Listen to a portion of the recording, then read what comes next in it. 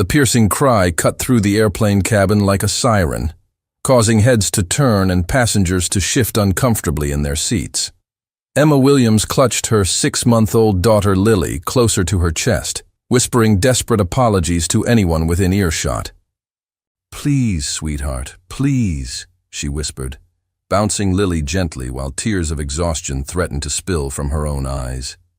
The baby's wails seemed to echo louder in the confined space of economy class, and Emma could feel the weight of judgmental stares boring into her back.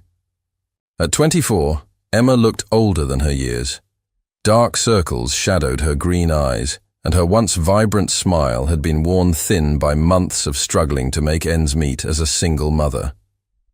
Her ex-boyfriend had disappeared the moment she told him about the pregnancy, leaving her to navigate parenthood alone in a cramped studio apartment above the coffee shop where she worked. Every day was a battle between paying for diapers or groceries, between keeping the lights on or buying Lily's formula. This flight from Atlanta to New York had cost her every penny of her savings, but she had no choice. Her cousin Sarah was getting married in 2 days, and despite their strained relationship, Emma couldn't miss it. The flight attendant, a stern-looking woman in her 50s, approached with barely concealed irritation. "Ma'am, you need to keep your baby quiet. Other passengers are trying to rest." "I'm trying," Emma whispered, her voice cracking. She's usually such a good baby, but she hasn't slept properly in days. The change in routine, the noise. She trailed off, knowing her explanations sounded like excuses.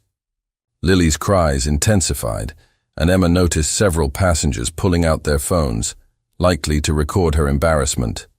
Her face burned with shame as she realized she was becoming one of those stories people would share online. The inconsiderate mother who ruined everyone's flight. "Maybe you should have thought about that before booking a flight," muttered an elderly man across the aisle, loud enough for her to hear. Emma's eyes filled with tears. She had considered driving, but her old Toyota had broken down 3 weeks ago, and she couldn't afford the repairs. This flight was her only option, booked with money she should have used for next month's rent. Just as she was about to retreat to the airplane bathroom to try calming Lily in private, a gentle voice spoke beside her. "Excuse me, would you mind if I tried something?" Emma looked up to see a man in an expensive-looking navy suit, probably in his early 30s, with kind blue eyes and perfectly styled dark hair. Everything about him screamed wealth and success, from his Italian leather shoes to the platinum watch on his wrist. He was the type of man who belonged in first class, not squeezed into economy seating. Emma stammered, confused by his unexpected offer. "I have experience with babies," he said with a warm smile. "My sister has 3 kids, and I've learned a few tricks over the years. Sometimes a different voice or touch can help. Would you trust me to try?" Emma hesitated. She had learned to be wary of strangers, especially men who showed sudden interest in her and Lily. But something about his demeanor felt genuine, and she was desperate enough to try anything. "Okay," she whispered, carefully transferring Lily into his arms. The moment the baby settled against his shoulder, something magical happened. Within seconds, Lily's cries softened to quiet whimpers, and then to complete silence. The man's large hand moved in gentle circles on her tiny back, and he hummed a soft melody that seemed to work like a lullaby. "How did you—" Emma breathed, amazed by the sudden peace. "Like I said, lots of practice," he replied quietly, continuing his soothing motions. "Sometimes babies just need a change of scenery, or in this case, a change of arms around them." The cabin had settled into grateful quiet. Passengers who had been glaring moments before now watched with curiosity and approval. The flight attendant even smiled as she passed by, nodding appreciatively at the resolved situation. "What's her name?" the man asked, still holding Lily with practiced ease. "Lily," Emma replied, studying his face. There was something familiar about him, though she couldn't place where she might have seen him before. "And I'm Emma. I can't thank you enough for this. I was about to have a complete breakdown." "Nice to meet you both." "I'm Michael," he said, then added with a chuckle, "And don't mention it. We've all been there. Maybe not with a baby, but we've all had those moments where everything feels overwhelming. As Lily drifted towards sleep against Michael's shoulder, Emma found herself relaxing for the first time in days. She watched how naturally he held her daughter, how his expensive suit jacket was now wrinkled and slightly damp from baby drool, yet he didn't seem to care at all. "You're not sitting in economy, are you?" she asked suddenly, realizing he was far too well dressed for their section of the plane. Michael smiled mysteriously. "Let's just say I like to mix things up sometimes. First class can be predictable." There was something in his tone that made Emma wonder if there was more to his story, but she was too grateful and exhausted to press further. "Where are you headed?" Michael asked, gently adjusting Lily's position. "New York. My cousin's wedding," Emma replied, "though I'm starting to wonder if this was a mistake. Sarah and I haven't spoken in 2 years. We had a huge fight when I got pregnant because she thought I was throwing my life away. That's tough. Family relationships can be complicated. She only invited me because her mother, my aunt, guilt-tripped her into it. I don't even know why I'm going, except that she's the only family I have left since my mom died." Michael listened intently, never interrupting or offering empty platitudes. His genuine attention was something Emma hadn't experienced in months. "What about you?" she asked. "Business trip?" "Something like that," Michael replied vaguely. "I work in investments, helping people build better futures for themselves and their families." Emma nodded, though she sensed he was being deliberately vague about his work. The gentle hum of the airplane engines, combined with the first peaceful moment she'd had in weeks, began to make Emma's eyelids heavy. "I should take her back," she said half-heartedly, though Lily looked more comfortable than she had in days. "She's fine here if you want to rest," Michael offered. "I don't mind holding her. You look like you could use some sleep." Emma wanted to protest, to maintain her independence and not accept help from a stranger, but her body was betraying her. The combination of exhaustion, relief, and the first kindness she'd experienced in months was overwhelming her defenses. "Are you sure?" she asked, her voice already thick with impending sleep.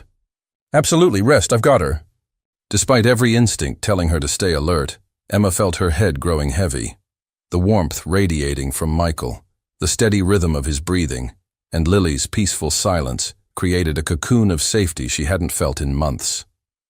Almost without realizing it, she found herself leaning against his shoulder, her consciousness fading as the airplane carried them through the night sky. Emma stirred awake to the gentle announcement that they would be landing in New York in 30 minutes. For a moment she was disoriented, wondering why she felt so warm and comfortable. Then the reality of her situation crashed back.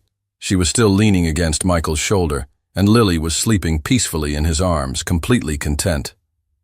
"Oh my God, I'm so sorry," she whispered urgently, sitting up quickly and immediately missing the warmth.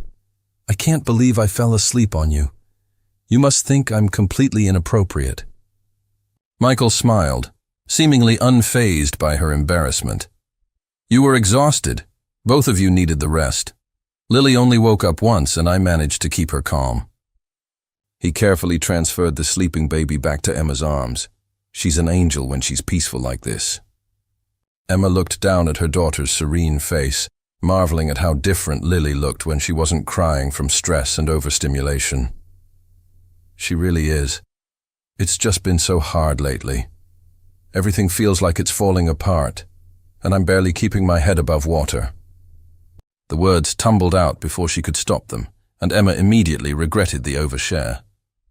This stranger didn't need to hear about her problems, no matter how kind he had been. "Want to talk about it?"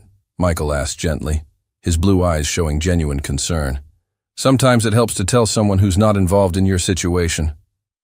Emma hesitated. She had learned to keep her struggles private, partly from pride and partly from the painful experience of people who offered help only to disappear when things got difficult. But something about Michael's demeanor made her feel safe. "I'm a single mom," she began quietly, glancing around to make sure other passengers weren't listening. "Lily's father left when I told him I was pregnant. I work at a coffee shop in Atlanta, pulling double shifts just to afford our tiny apartment. My car broke down, I'm behind on rent, and I used my last savings for this plane ticket because my cousin is getting married." She paused, fighting back tears. "The worst part is, Sarah and I haven't spoken in 2 years.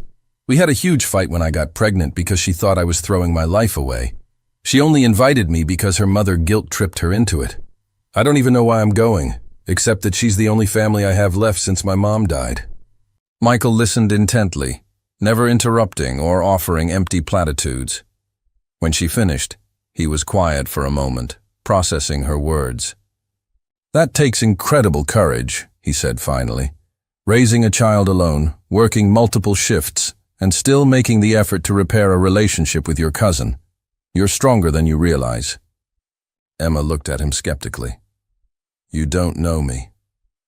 For all you know, I could have made terrible choices that led to this situation." "Maybe," Michael acknowledged. "But I've been watching you since we took off.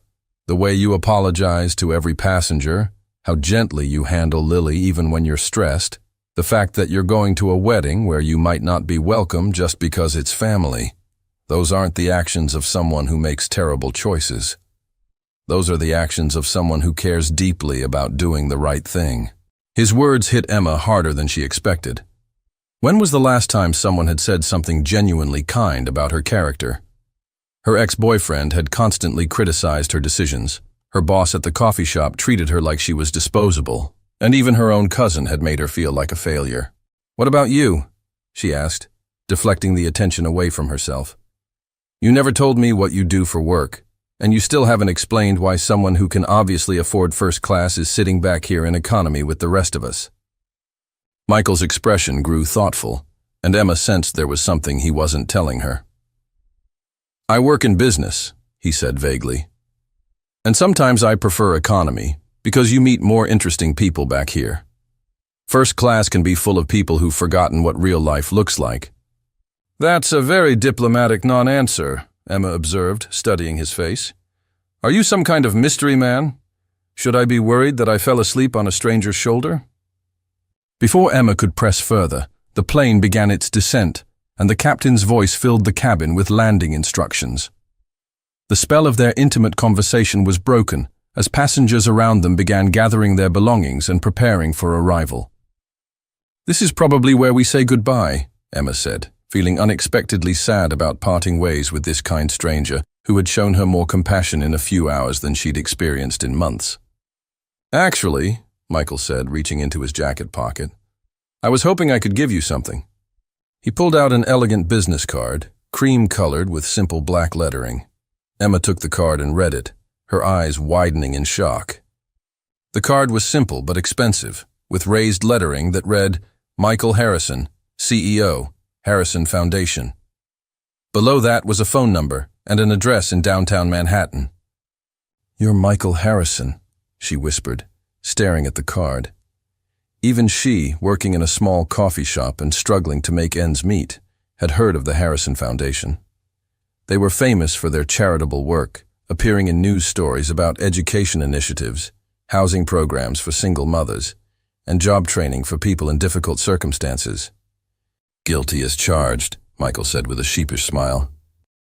Emma's mind raced as pieces clicked into place.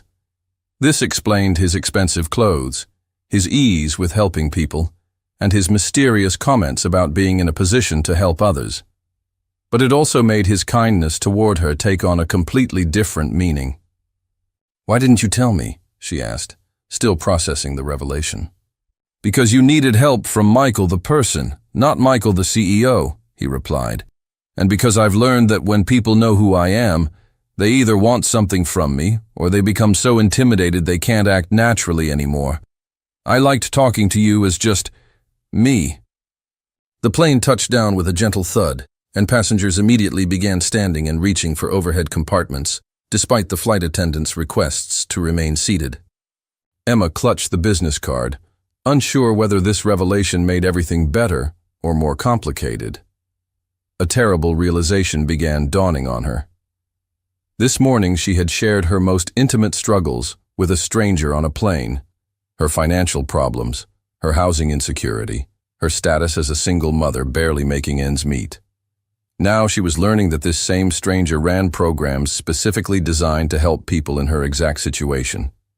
"That housing program you mentioned on your phone call earlier," she said slowly, remembering overhearing part of a conversation. "How long has the Harrison Foundation been running it?" "About 3 years now," Michael replied, seemingly pleased by her interest. "We've helped over 800 families transition into stable housing. It's one of our most successful initiatives." Emma felt a cold anger building in her chest. How convenient that you happen to be sitting in economy class right next to a single mother who fits your program's demographic perfectly. How convenient that you were so interested in hearing all about my financial struggles and housing problems. "Emma, what are you suggesting?" Michael asked, but she could see the guilty knowledge in his eyes. "I'm suggesting that this whole thing, your kindness, your help with Lily, this entire conversation, was some kind of setup. Were you already planning to offer me a spot in your housing program? Is this how the Harrison Foundation finds its success stories? By targeting vulnerable women on airplanes?" "It's not like that," Michael said quickly, but Emma was beyond listening to explanations. "Oh my God, I'm so stupid," she continued, her voice rising despite Lily stirring in her arms. "I actually thought someone was being kind to me for no reason. I thought I had met someone who cared about me as a person, not as a charity case." Other passengers were beginning to stare, but Emma was too hurt and angry to care. Everything made sense now. Why Michael had been so interested in her story. Why he had been so careful not to reveal his identity. Why he had given her his business card with such mysterious promises. "You want to know the worst part?" she said, tears of humiliation burning her eyes. "For a few hours I actually felt like I was worth something. Like maybe I wasn't just some pathetic single mom who couldn't get her life together. But this whole time, you were just evaluating me like some kind of case study." "That's not true," Michael said, stepping closer. "Yes, I was traveling to New York for business, and yes, I do sometimes fly economy to stay connected with the people we serve. But helping you wasn't calculated, Emma.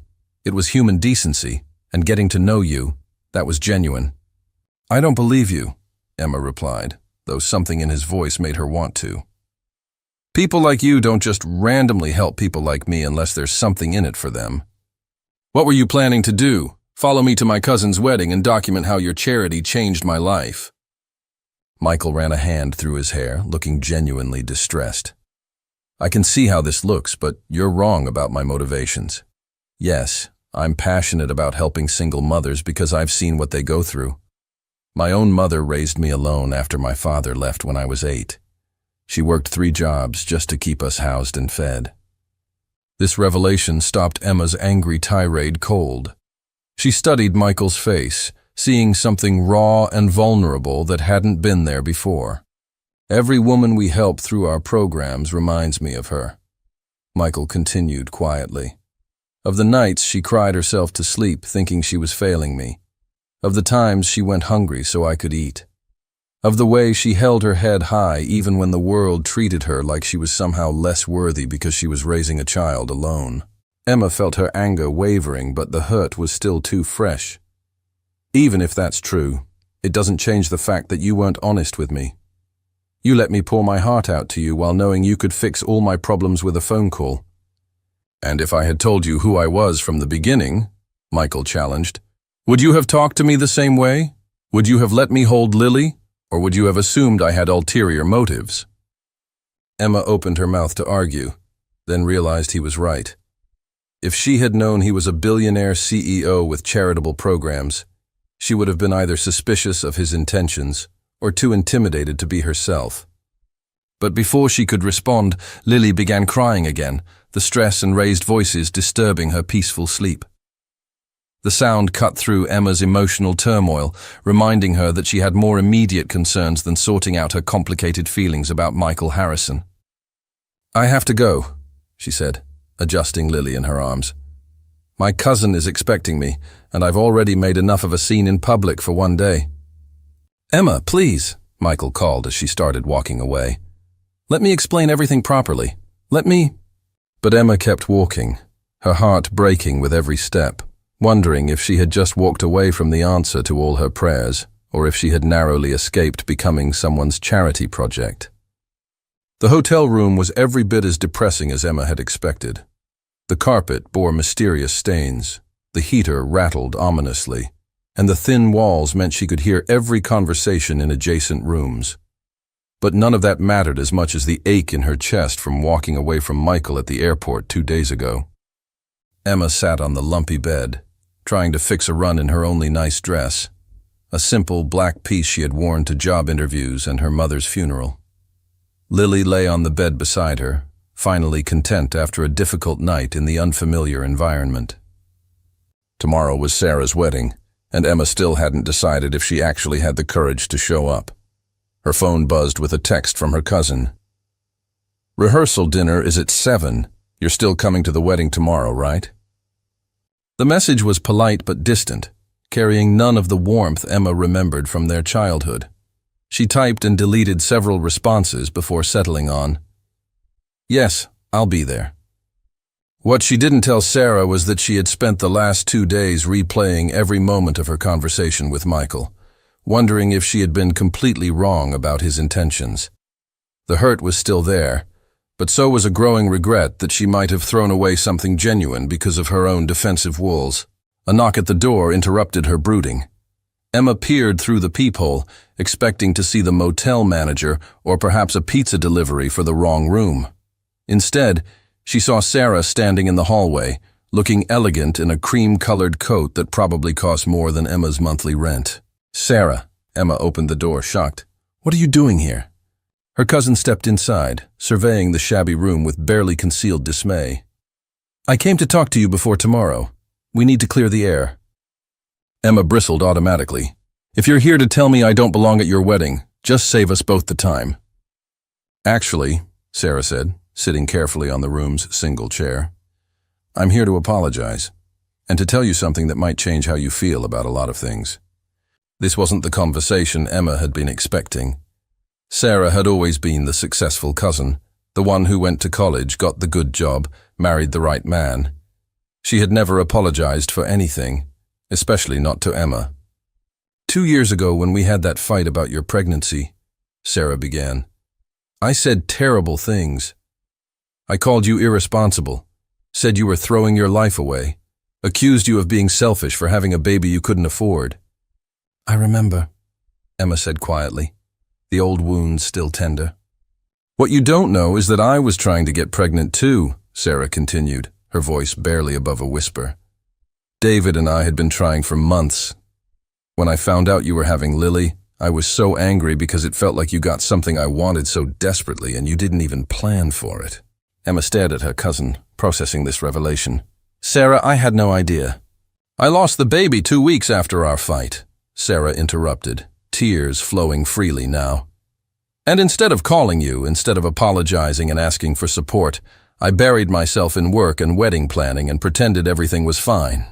I've spent 2 years being angry at you for having what I couldn't keep." The cousins sat in silence for a moment, both crying for different reasons. Emma reached for Sarah's hand, and for the first time in years, her cousin didn't pull away. "I'm so sorry," Emma whispered. "I wish I had known. I wish I could have been there for you." "That's not even the most important thing I came to tell you," Sarah said, wiping her eyes. "Yesterday, a man called my office. He said he was trying to reach you about something urgent, but you weren't answering your phone." Emma's heart stopped. "Michael?" "Michael Harrison, yes. He explained that you two had met on a flight and that there had been some kind of misunderstanding. He asked if I knew how to reach you, and when I told him I was your cousin, he asked if we could meet." "You met with him?" Emma asked, alarmed. "I did. And Emma, you need to know what he told me." Sarah leaned forward earnestly. "He said he's been looking for you for 2 days, not because of any housing program or charity initiative, but because he's in love with you." The words hit Emma like a physical blow. "That's impossible. We knew each other for a few hours." "That's what I told him," Sarah replied.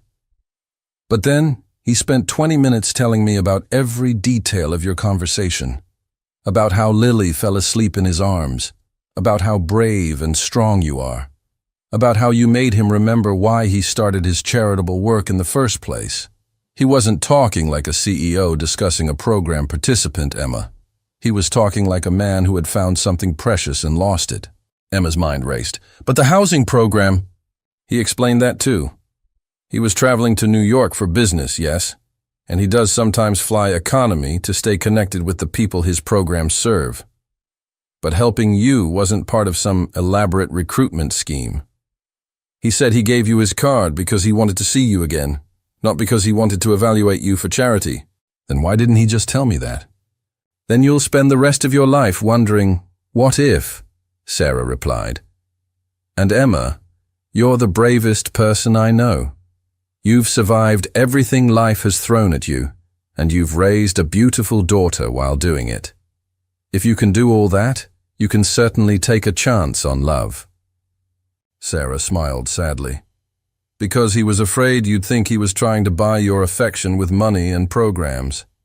He said he's dealt with too many people who only saw him as a wallet, and he wanted you to know him as just Michael first. Emma felt her carefully constructed anger crumbling. Even if that's all true, we come from completely different worlds. He's a billionaire CEO, and I'm a single mom who can barely afford this horrible hotel room. That's the other thing, Sarah said, pulling out her phone. He asked me to show you this. She opened a news article from 3 years ago with the headline, Harrison Foundation CEO establishes single mother housing initiative in memory of late mother. Below was a photo of Michael at a ribbon-cutting ceremony, standing next to a modest apartment building. Read the quote, Sarah instructed. Emma read aloud. My mother, Elena Santos Harrison, raised me alone after my father abandoned us when I was 8. She worked 3 jobs to keep us housed and fed, often going hungry herself so I could eat. This program exists because no child should wonder if they'll have a home tomorrow, and no mother should have to choose between feeding her child and paying rent. Santos was his mother's maiden name, Sarah explained. She was a single mother from Atlanta who cleaned offices at night and worked in a factory during the day. Michael grew up in poverty, Emma. He understands your world because he lived it. Emma sank onto the bed, overwhelmed by this new information. Everything she thought she knew about Michael was shifting, revealing a picture of someone who truly understood struggle and chose to help others because of it, not despite it. There's more, Sarah said gently. He's here in New York. He's been staying at the hotel where my reception is tomorrow night. Not because he's trying to intrude, but because he's hoping you'll give him a chance to explain everything properly. He's at your wedding venue. I invited him, Sarah admitted. After hearing his story, after seeing how desperate he was to find you and make things right, I thought maybe this was fate. Maybe you two were supposed to meet, and maybe I was supposed to help fix what got broken. Emma looked down at Lily, who was watching her with bright, curious eyes. Her daughter deserved a father figure who would love and protect her, and Emma deserved someone who saw her as more than just a struggling single mother. What if I'm not brave enough? Emma whispered. What if I'm too scared of getting hurt? Then you'll spend the rest of your life wondering, what if? Sarah replied. And Emma, you're the bravest person I know. You've survived everything life has thrown at you, and you've raised a beautiful daughter while doing it. If you can do all that, you can certainly take a chance on love. The next evening, Emma stood outside the elegant hotel ballroom where Sarah's reception was in full swing. She had borrowed a dress from her cousin, a beautiful emerald green gown that made her feel like someone who belonged in such a fancy place.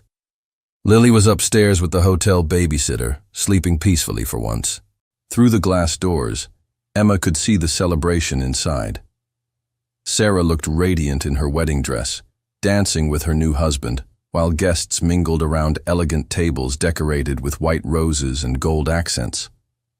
And there, at a table near the back, sat Michael in a perfectly tailored black tuxedo, watching the door as if he had been waiting for her all evening. Their eyes met through the glass, and Emma saw something in his expression that took her breath away. It wasn't pity or charity or even simple attraction. It was love. Real, honest, overwhelming love that made her feel seen and valued for exactly who she was. Michael rose from his chair and walked toward the door, never breaking eye contact. When he reached her, he stopped just close enough that she could see the hope and fear warring in his blue eyes. "I was afraid you wouldn't come," he said softly. "I was afraid too," Emma admitted. "But someone recently told me that being brave doesn't mean not being scared. It means doing the right thing even when you're terrified." "I should have been honest with you from the beginning," Michael said. "Not about who I am professionally, but about how I felt. The moment Lily fell asleep in my arms, and you trusted me enough to rest your head on my shoulder, I knew my life had changed forever." "Michael," Emma began, but he held up a gentle hand. "Let me finish, please. I don't want to help you because you're a charity case. I want to build a life with you because you're the strongest, most genuine person I've ever met. I want to be Lily's father, not because she needs one, but because I already love her as if she were my own.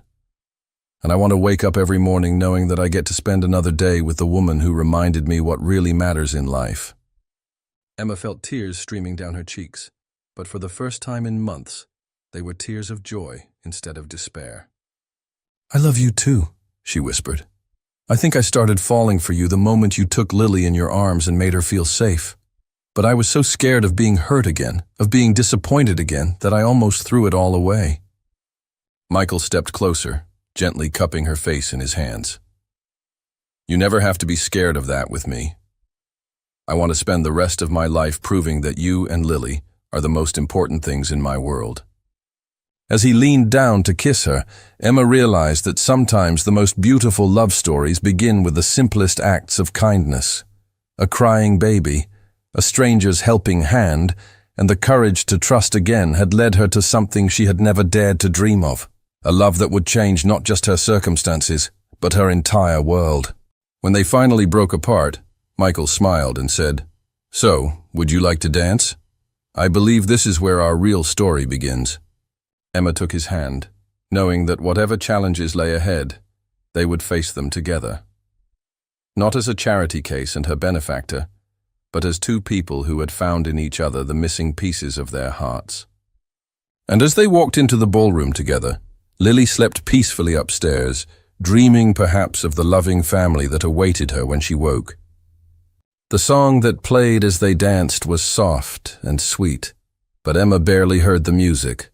All she could focus on was the feeling of being exactly where she belonged, in the arms of a man who had seen her at her most vulnerable and chosen to love her anyway. "Thank you," she whispered against his chest. "For what?" "For showing me that sometimes the most impossible dreams really do come true." Michael spun her gently, and Emma laughed, really laughed, for the first time in longer than she could remember. Around them, other couples danced, but Emma felt like she and Michael were the only two people in the world. As the evening continued, Sarah approached them during a quiet moment, her eyes shining with happiness. "I'm so glad you both came," she said, hugging Emma tightly. "You look beautiful, cousin, and happy, really, truly happy." As they reached Emma's hotel room door, both of them hesitated, neither wanting the perfect evening to end. "I am," Emma replied, surprised by how true those words felt. "Thank you for believing in us when I couldn't believe in myself." Later, as the reception wound down, Michael and Emma found themselves on the hotel's rooftop terrace, looking out over the New York City skyline. The lights twinkled like stars, and Emma thought she had never seen anything more beautiful.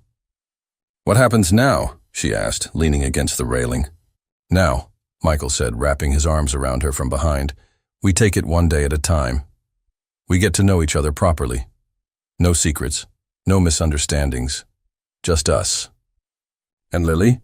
"Lily gets a father who will love her unconditionally and a life filled with every opportunity I can provide. But more importantly, she gets to grow up seeing her mother truly happy." Emma turned in his arms, studying his face in the moonlight. "Are you sure about this? About us? Your world is so different from mine." "Emma," Michael said seriously, "my world has been empty without you in it. Money and success mean nothing if you don't have someone to share them with. You and Lily, you're my family now. You're my home. As if on cue, Emma's phone buzzed with a text from the babysitter.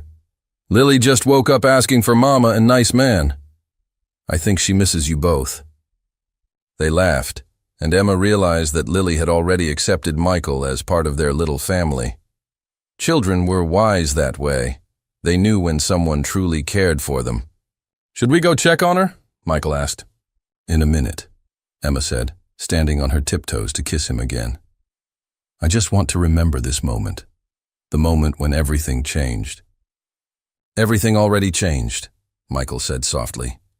The moment you fell asleep on my shoulder, I knew I was going to spend the rest of my life making sure you never had to worry about anything again.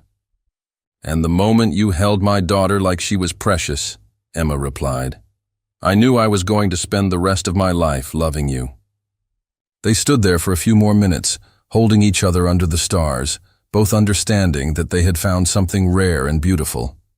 A love that had grown from kindness, survived misunderstanding, and emerged stronger than either of them had thought possible. When they finally went upstairs to collect Lily, they found her sitting up in her portable crib, babbling happily to herself. The moment she saw them, her face lit up with pure joy. Mama! She cried, reaching for Emma. But when she noticed Michael, she reached for him too, saying what sounded remarkably like, nice man. Michael's eyes filled with tears as he picked up Lily, and Emma knew that no matter what the future held, they would face it as a family. A family that had been born from an airplane encounter, nurtured by kindness, and sealed with a love that would last forever. As they walked back to their hotel rooms, now adjacent rather than separate, Emma reflected on how much her life had changed in just a few days. She had boarded that plane feeling hopeless and alone. She was ending the night with a partner who loved her and a future full of possibilities. Sweet dreams, my love, Michael whispered as he gently placed Lily in her crib. The baby settled immediately, as if she knew she was finally safe and surrounded by people who would always protect her. Emma watched from the doorway, her heart full in a way she had never experienced before.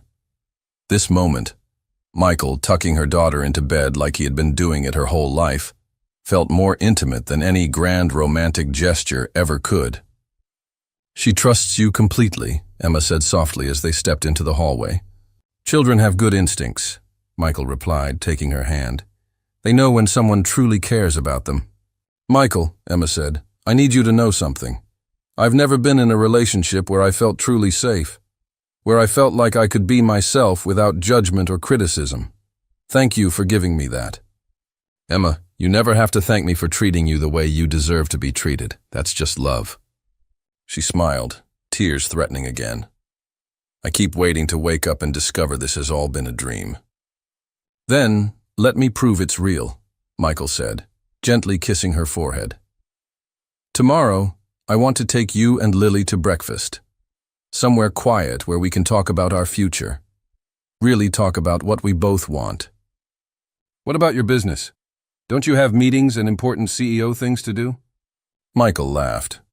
Emma, I just found the woman I want to spend the rest of my life with. There is nothing more important than that. My assistant can handle whatever comes up for one more day.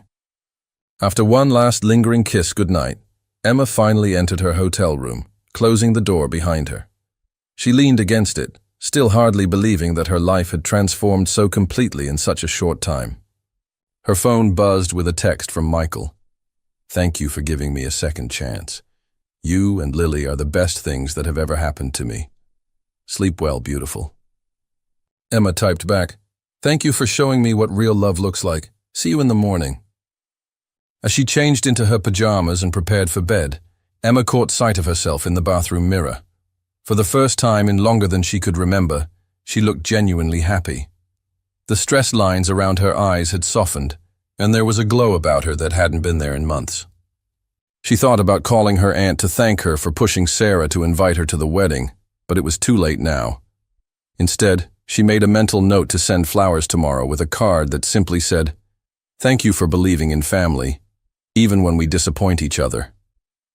Just before falling asleep, Emma checked on Lily one more time.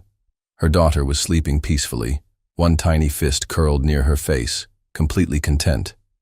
Emma kissed her fingertips and gently touched them to Lily's forehead. "Everything's going to be different now, sweetheart," she whispered. "We're going to have the kind of life I always dreamed of giving you. You're going to have a daddy who loves you, and Mama's going to be happy. Really, truly happy." As Emma finally drifted off to sleep, her last conscious thought was gratitude for the crying baby that had brought them together, for the kind stranger who had become her soulmate, and for the courage to trust in love one more time. In his room next door, Michael was having similar thoughts. He stood at the window, looking out at the city lights, still hardly believing that his life had changed so dramatically. For years, he had focused on building his foundation, helping others find stability and hope. But in the process, he had forgotten to build a life for himself. Emma and Lily had reminded him that success meant nothing without someone to share it with. They had given him something more valuable than all his wealth and accomplishments combined. They had given him a family. His phone rang, and he saw his assistant's name on the screen. For a moment, he considered letting it go to voicemail, but his sense of responsibility won out. "This better be important, Jessica," he answered. "I'm sorry to call so late, Mr. Harrison, but the board meeting for tomorrow morning has been moved up. The investors from London can only meet at 8 a.m. before their flight back." Michael looked toward the wall that separated his room from Emma's and made a decision that surprised even himself. "Cancel it," he said. "Sir, this is the quarterly review meeting. You've been preparing for it for weeks." "I said cancel it. Reschedule for next week. And Jessica?" "Yes, sir?" The airplane encounter that had started with tears and embarrassment had become the beginning of the greatest love story Emma could have ever imagined. And the best part was, she could feel in her heart that this was only the beginning of their beautiful, impossible, perfectly real fairy tale. "For the next 3 days, unless someone is literally dying, I'm unavailable. I have something much more important to attend to." After hanging up, Michael realized he had just made the first decision in his adult life, where he had prioritized his personal happiness over business obligations. It felt liberating. The next morning arrived with golden sunlight streaming through the hotel windows. Emma woke naturally for the first time in months, without the jarring alarm clock that usually pulled her from exhausted sleep. Lily was still sleeping peacefully, and Emma took a moment to simply lie in bed and appreciate the quiet contentment that filled her heart. A soft knock at the door interrupted her peaceful morning. She opened it to find Michael standing in the hallway with a tray containing coffee, fresh orange juice, and what looked like gourmet pastries. "I thought you might be hungry," he said with a smile that made her heart skip. "And I couldn't wait until breakfast to see you again." Emma laughed, suddenly self-conscious about her pajamas and messy hair.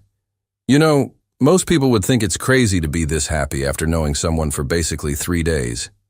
Most people haven't found their soulmate on an airplane," Michael replied, setting the tray on the small table by the window. "Besides, I have it on good authority that when you know, you know." "Whose authority?" "My mother's. She used to tell me that real love doesn't follow timelines or social expectations. She said when you find the person who makes your heart feel at home, you don't waste time questioning it. You just say thank you and hold on tight." Emma felt tears prick her eyes. She sounds like she was a wise woman. She was. I think she would have loved you and Lily. She would have said you have the same strength she did. The strength to love fiercely and fight for what matters. As if summoned by their conversation, Lily began stirring in her crib, making the soft sounds that indicated she was waking up happy rather than distressed. "Someone's ready to start the day," Emma said, going to lift her daughter. "Morning, beautiful girl," Michael said to Lily, who immediately reached for him with a delighted babble. As Emma watched Michael greet her daughter with genuine affection, she knew with absolute certainty that this was right. This was the family she had always dreamed of but never dared to hope for. "So," she said, settling beside Michael with Lily on her lap, "what's the plan for today?" "First, breakfast somewhere Lily can make all the noise she wants without anyone judging us. Then, I thought we could walk through Central Park. And then, Michael paused, looking suddenly nervous. Then what? Then I'd like to take you and Lily to see something. Something that might help you understand what our future could look like together. Emma studied his face, seeing excitement mixed with vulnerability. Michael Harrison, are you planning to surprise me again? Maybe, he said with a grin. But this time I promise it's a good surprise. One that I hope will show you just how serious I am about building a life with you. As they shared breakfast while Lily played contentedly with a set of hotel spoons that fascinated her far more than any expensive toy ever could, Emma realized that this was what happiness felt like. Not the desperate, fleeting moments of relief she had grown accustomed to, but deep, steady contentment mixed with excitement for the future. I love you, she said suddenly, the words spilling out before she could second-guess them. Michael's face lit up with joy. I love you too, both of you, more than I ever thought possible. And as Lily clapped her hands together as if applauding their declaration, Emma knew that their story was just beginning. Whatever surprises Michael had planned, whatever challenges lay ahead, they would face them together. As a family built on love, trust, and the kind of deep connection that could survive anything life threw at them.